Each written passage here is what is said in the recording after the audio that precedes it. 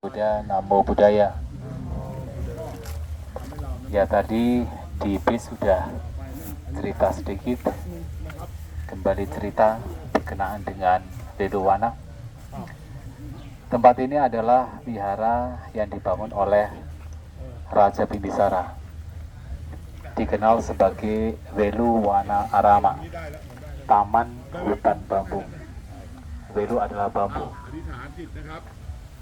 Ketika Pertapa Gautama mengembara sebelum mencapai kebudayaan, beliau sebenarnya bertemu dengan Raja Bimbisara, raja dari kerajaan yang sangat besar, yaitu Magadha, dengan ibu kotanya Rajagaha, tempat ini.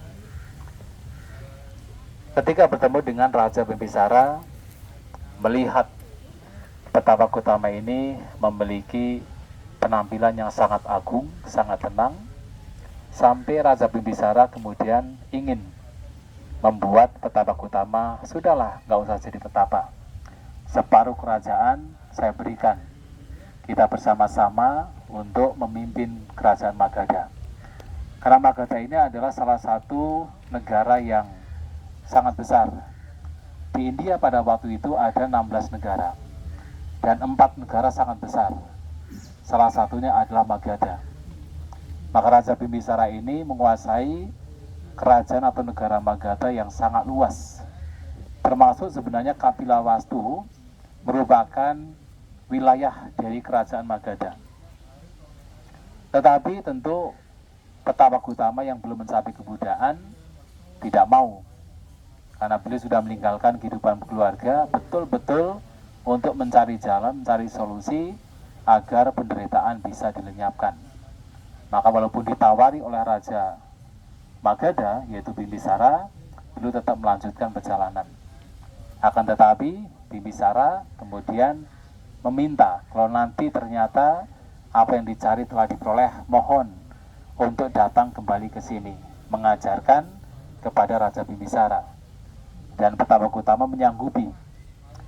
Maka ketika Sang Buddha atau Pertapa Gautama mencapai kebudayaan di bawah pohon Bodhi, dan setelah beliau kemudian membabarkan khutbah yang pertama kepada Pancawagya yang kita sudah mendatangi di Varanasi, di Isipatana, dan Sang Buddha setelah memperoleh 60 siswa, 60 murid, ya sebenarnya adalah 61 ya, 61 murid yang kesemuanya diminta oleh Sang Buddha untuk menjadi misionaris atau pembabar dhamma kepada masyarakat. Nah, Sang Buddha sendiri kemudian melanjutkan perjalanan ke tempat ini di daerah Magadha. Nah, di tengah perjalanan beliau bertemu dengan 3 Kassapa bersaudara. Yang 3 Kassapa bersaudara ini memiliki 1000 murid. Jadi Uruwila Kassapa memiliki 500 murid. Kemudian ada Gaya dan Nadi Kassapa yang masing-masing memiliki 250 siswa. Sehingga 1000 siswa yang kesemuanya mempraktikkan kehidupan sebagai pertapa, dan mereka adalah kaum Jatila. Mereka memiliki pandangan ya melakukan berbagai macam upacara di sekitar yaitu sungai Niranjara. Pada waktu itu Sang Buddha mendatangi mereka dengan berbagai usaha mereka sebenarnya menakut-nakuti beliau Sang Buddha, sampai kalau Anda mungkin ada waktu membaca salah satu kisah yang ada dalam Vinaya, ada banyak keajaiban-keajaiban kesaktian yang ditunjukkan oleh Sang Buddha untuk menaklukkan 1000 atau 1003 kaum petapa Jatila ini yang dipimpin oleh 3 bersaudara Kassapa. Nah, akhirnya mereka mengakui kesaktian Sang Buddha dan akhirnya menjadi para siswa Sang Buddha. Dan kesemuanya dalam waktu yang sangat singkat mencapai kesucian Arahanta. Dan akhirnya mereka melanjutkan perjalanan bersama dengan Sang Buddha ke daerah Rajagaha di mana Raja Bimbisara ini berada. Nah, biasanya kalau di Pitaka Santing nanti tanggal 12 akan diadakan napak tilas dari sebuah kampung namanya Jetil, itu dari kata Jatila, 3 bersaudara. Napak tilas untuk ya napak tilas mengikuti tempat di mana Sang Buddha dan juga para pertapa 1000 kaum jatila ini, 1003 kaum jatila bertemu dengan Raja Bimbisara. Dan akhirnya mereka bertemu dengan Raja Bimbisara, dan Bimbisara ini agak bingung pada awalnya. Yang menjadi murid siapa? Sang Buddha atau 3 Kasapa bersaudara? Gurunya siapa? Karena Raja Bimbisara juga punya keyakinan yang besar kepada 3 Kasapa bersaudara. Mereka adalah para guru spiritual di Raja Bimbisara. Maka bingung siapa yang menjadi murid, siapa menjadi guru. Dan itulah kemudian 3 Kasapa bersaudara langsung bersujud di hadapan Sang Buddha dan langsung mengatakan bahwa Sang Buddha adalah guru kami. Nah, itulah Raja Bimbisara beserta dengan rakyatnya yang pada waktu itu datang sangat banyak, kemudian mendengarkan wejangan dari Sang Buddha, dan Raja Bimbisara dan banyak dari masyarakatnya mencapai kesucian Sotapanna. Dan beliau, Raja Bimbisara, meminta Sang Buddha dan para siswanya yang pada waktu itu ada 1003, kesemuanya adalah arahat, untuk menerima undangan makan. Dan mereka mendapatkan makanan. Nah, ini ada cerita menarik dalam kitab komentar, bahwasanya ketika Raja Bimbisara ini mendapatkan atau mempersembahkan makanan, pada waktu itu ternyata ada banyak makhluk peta yang masih punya hubungan keluarga dengan Raja Bimbisara dalam kehidupan yang lampau sekali, yang mengharapkan patidana dari Raja Bimbisara. Akan tetapi mereka tidak mendapatkan pelimpahan jasa, tidak mendapatkan patidana. Karena pada waktu itu Raja Bimbisara berpikir, di manakah tempat yang paling sesuai, paling cocok untuk bisa didiami oleh Sang Buddha dan para siswanya. Maka tidak sempat berpikir untuk memberikan pelimpahan jasa kepada leluhur. Itulah kemudian pada malam hari mereka mendatangi Raja Bimbisara dengan mengeluarkan suara-suara yang menakutkan. Dan Raja Bimbisara tahu bahwa mereka bukan makhluk biasa. Nah, keesokan harinya bertemu dengan Sang Buddha dan kemudian bertanya, siapakah mereka? Sang Buddha menceritakan bahwa mereka adalah leluhur Raja Bimbisara dalam kehidupan yang lampau. Mereka meminta pelimpahan jasa. Dan akhirnya Raja Bimbisara kemudian melakukan persembahan lagi dan memberikan katakan makanan, memberikan pindah patah untuk Sang Buddha dan para siswa, minuman dan juga jubah-jubah untuk mereka. Dan dilimpahkan jasanya untuk para leluhur. Dengan kekuatan Sang Buddha, Raja Bimbisara juga melihat para peta ini, para peta tentu melihat Raja Bimbisara, dan yang hadir di situ juga melihat satu sama lain. Ketika makanan diberikan kepada Sang Buddha dan para siswa dengan merenungkan idang me nyatinang hotu, semoga dengan kebajikan yang saya lakukan ini melimpah kepada sanak keluarga saya. Jadi bukan idang wo, tapi idang me nyatinang hotu.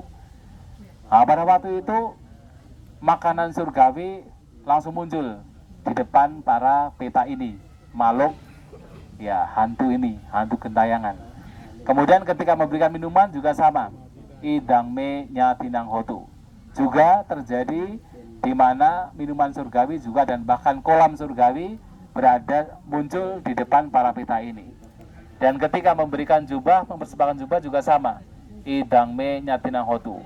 Dan pakaian surgawi juga muncul secara ajaib di depan para pita ini. Mereka meninggal dan terlahir di alam surga.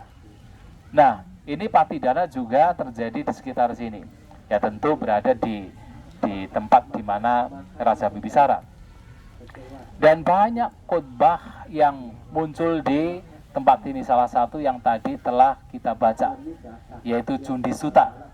Di mana Cundi adalah salah satu putri dari Raja Bimbisara yang mendatangi Sang Buddha karena pada waktu itu ia mendapatkan informasi atau mendapatkan ya katakan wejangan dari saudaranya bernama Cunda yang mengatakan kalau seseorang berlindung pada Buddha, Dhamma dan Sangha dan memiliki kemoralan yang baik, maka ketika meninggal dunia pasti dilahirkan di alam surga, bukan alam penderitaan tapi di alam surga. Lantas datang pada Sang Buddha dan menanyakan bahwa sejauh mana seseorang memiliki katakan berlindung pada Buddha dan badan Sangga, sejauh mana seseorang memiliki atau merawat sila dengan baik.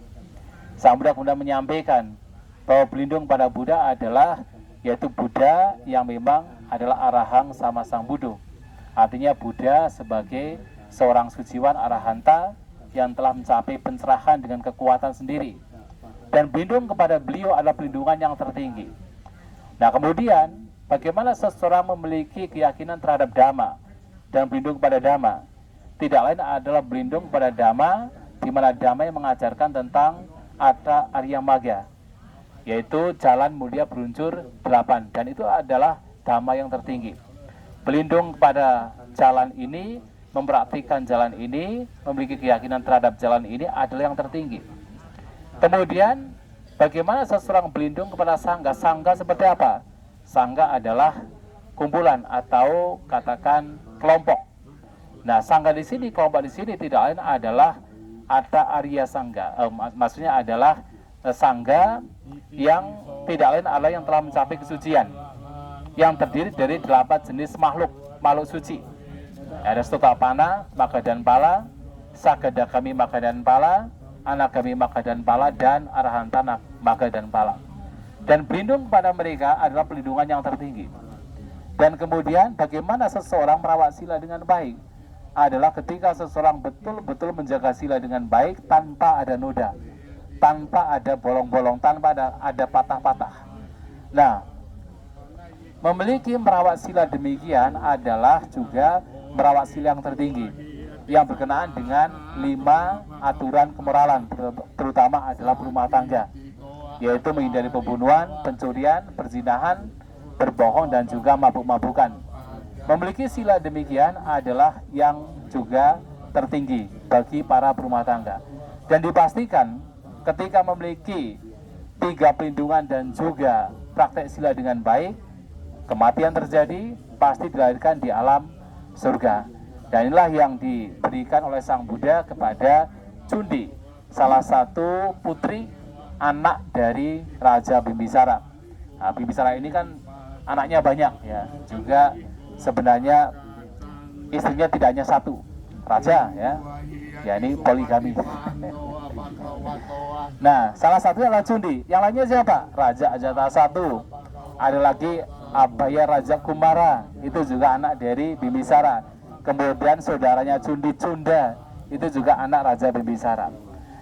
Nah, di Weluwana ini banyak peristiwa yang menarik.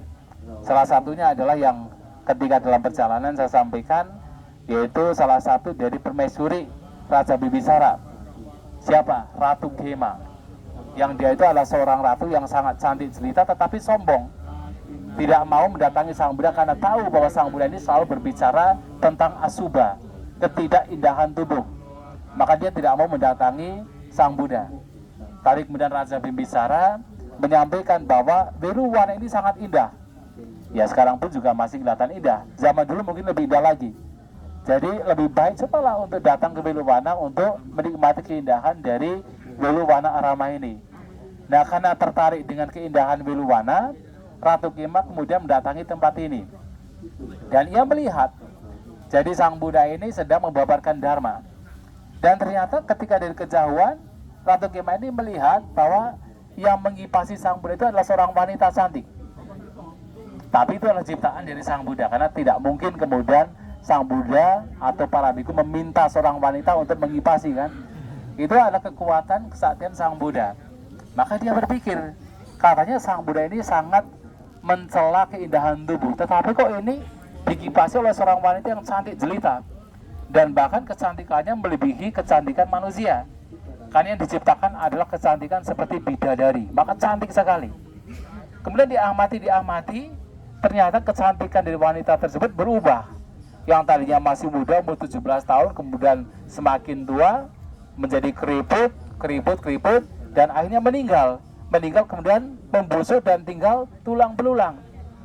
Nah, Ratu Gema ini yang memang seorang yang intelijen, yang batinnya juga sudah matang, walaupun dia sombong awalnya, ia mengerti. Oh, ternyata kehidupan manusia juga demikian. Apa yang mesti disombongkan dengan tubuh ini? Yang pada akhirnya juga mengalami perubahan. Dari cantik pada akhirnya juga hanya sekedar tulang belulang. ia mengerti dan mendapatkan nasihat dari Sang Buddha, ia mencapai kesucian Sotapanna di sini. Nah, kemudian pada waktu itu ia sudah tidak tertarik lagi untuk hidup sebagai berumah tangga. Akhirnya minta izin dari Raja Bimbisara untuk menjalankan kehidupan sebagai seorang bikuni. Ya, suatu saat ketika bikuni ini sudah ada, kemudian ia menjadi seorang bikuni dan ia mencapai kesucian Arahanta. Bahkan Ratu Kema ini ketika Sang Buddha berbicara berkenaan dengan para biku, siapakah yang terunggul di dalam kebijaksanaan di antara para biku? Yaitu Bhante Sariputta. Dan siapa yang terunggul dalam kebijaksanaan di antara para bikuni? Yaitu Ratu Kema, Bikuni Kema. Maka Bikuni Kema ini sebagai dulu mantan istri dari Raja Bimbisara adalah yang terunggul dalam kebijaksanaan. Nah, ini adalah satu cerita. Cerita lain adalah berkenaan dengan Maghapuja, yaitu setelah tadi memiliki murid, ada 1000 murid, kemudian tambah 1003 murid, dan suatu kali Sang Buddha sedang membabarkan Dharma di Gijakuta. Jadi kita sudah mendatangi Gijakuta. Nah, di sana ada pada waktu itu ada seorang pengembara bernama Diganaka, yang dia adalah sepupu dari Bhante Sariputta, mendapatkan wejangan dalam Diganaka Sutta Majjhima Nikaya. Dan Bhante Sariputta sedang mengipasi Sang Buddha sembari mendengarkan wejangan dari Sang Buddha terhadap Diganaka, seorang pertapa. Dan pada waktu itu, di akhir khutbahnya, Bhante Sariputta mencapai kesucian Arahanta. Di sore hari, Sang Buddha mendatangi Weluwana. Dan pada waktu itu ada 1200, kalau dalam ya istilah yang digunakan adalah 1250. Tetapi sesungguhnya ada 1255. Kenapa? Karena yang datang adalah 1000 pertapa jatila yang sudah menjadi biku, para murid dari 3 Kasapa bersaudara, ditambah 3, maka 1003. Kemudian juga 250 Arahanta yang dulu adalah teman dari Bhante Sariputta dan Bhante Mahamoggallana, yang adalah murid dari Pertapa Sanjaya. Mereka mengikuti Bhante Sariputta, mendengarkan khotbah dari Sang Buddha, kesemuanya mencapai kesucian Arahanta. Ditambah Bhante Sariputta dan juga Bhante Mahamoggallana, maka ada berapa? 252 ditambah 1003. Ada 1255 datang ke sini tanpa diundang. Tanpa diundang, kesemuanya mendapatkan yaitu upasambata dari Sang Buddha sendiri dengan kata ehibiku. Dan mereka juga adalah manusia-manusia Arahanta yang kesemuanya juga mencapai atau memiliki calabinya 6 pengetahuan tinggi. Tidak hanya pengetahuan yaitu asawakaya nyana sebagai Arahanta, tetapi juga pancabinya, 5 pengetahuan tinggi yang seringkali diidentikan dengan kesaktian. Nah, mereka punya calabinya. Mereka datang ke sini, semuanya Arahanta, memiliki calabinya, datang tanpa diundang. Jadi nggak ada WhatsApp pada zaman itu. Bahkan mungkin orang berpikir, kan mereka punya kesaktian, mereka bisa bicara satu sama lain, juga tidak. Mereka tidak bicara satu sama lain, itu adalah dhamma niyama, itu adalah hukum alam, bahwa setiap Buddha pasti akan ada pertemuan yang besar. Dan itu terjadi ketika Bhante Sariputta mencapai kesucian Arahanta di sore hari. Sang Buddha datang ke sini bersama dengan yang lainnya, ada 1255, kesemuanya mencapai Arahanta dan bertemu di sini. Dan disinilah kemudian Sang Buddha memberikan wejangan. Walaupun mereka adalah para Arahanta, tetapi wejangan masih diberikan, yang dikenal sebagai Owada Patimokkha di sini, yang terdiri dari 3 syair. Salah satunya yang paling terkenal, yang seringkali dianggap sebagai masyarakat Buddhis sebagai inti ajaran Sang Buddha, yaitu apa? Sabbapa pasakaranang kusalasu pasambada sacita pariodapanang etang buddhana sasana. Jadi tidak melakukan kejahatan, senantiasa melakukan kebaikan, berusaha membersihkan batin. Ini adalah pesan para Buddha. Ini salah satu dari Owada Patimokkha yang diberikan oleh Sang Buddha di tempat ini. Maka tempat ini ada tempat yang paling bersejarah, banyak sekali khotbah Sang Buddha diberikan di sini, dan juga banyak para arahanta yang juga datang ke sini. Tidak hanya para arahat, bahkan para dewa pun juga banyak yang juga datang ke tempat ini. Maka kita beruntung bisa datang ke sini, berkumpul di sini, dan mudah-mudahan dengan datang ke sini keyakinan kita bertambah, inspirasi terhadap Dhamma juga bertambah, dan kita mendapatkan manfaat yang tidak sedikit, manfaat yang besar dalam jangka waktu yang panjang. Saya kira demikian. Terima kasih. Sabi Sata Bhavantu Sukhitata. Semoga semua makhluk berbahagia.